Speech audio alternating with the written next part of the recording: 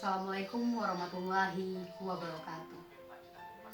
Alhamdulillahirabbil alamin wassalatu wassalamu ala asrofil anbiya'i wal mursalin wa ala alihi wa sahbihi rasulillahi ajmain.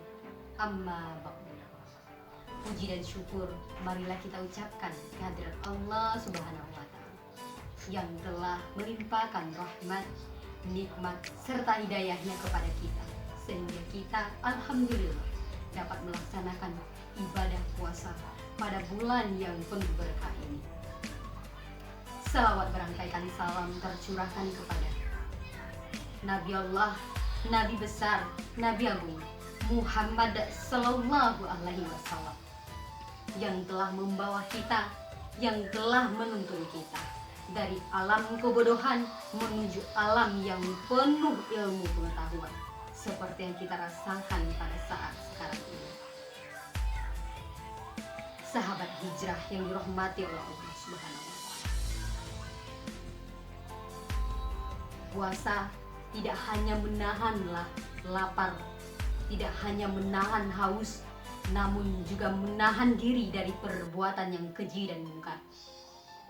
Dalam melaksanakan puasa, tentunya ada hal-hal yang namanya dapat membatalkan puasa kita.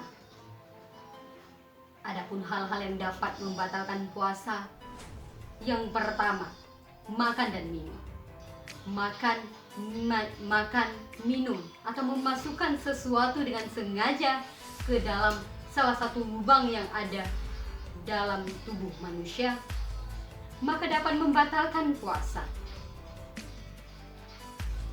Sesuai dengan Quran Surah Al-Baqarah ayat 187 yang artinya, makan dan minumlah kamu sampai waktu fajar tiba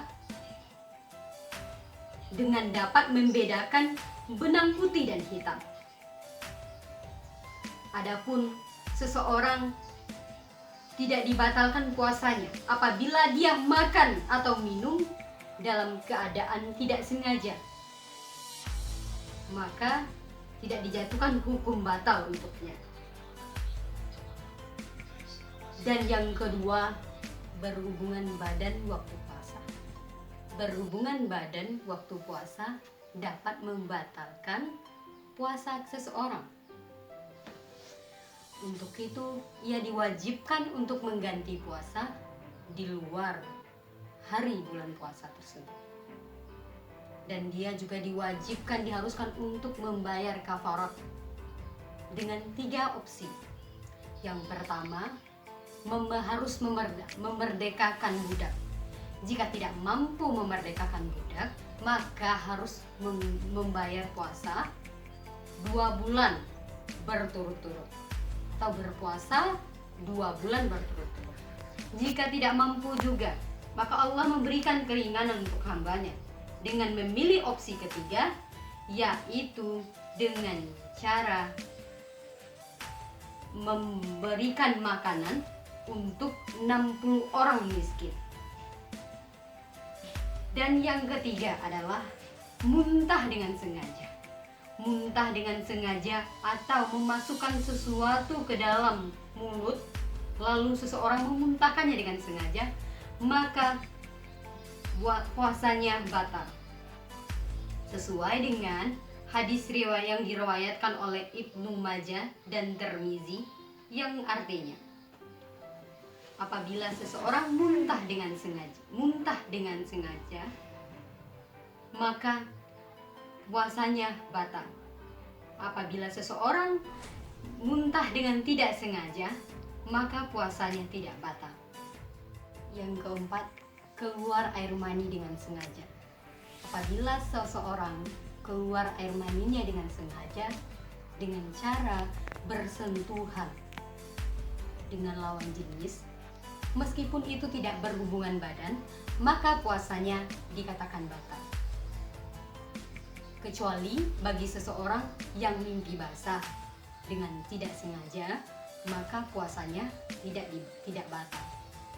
Yang kelima, haid atau nifas. Haid atau nifas juga dapat membatalkan puasa. Apabila seseorang mengalami haid atau nifas, maka harus mengganti puasanya sebanyak hari yang telah ia tinggalkan pada hari di luar puasa Ramadan.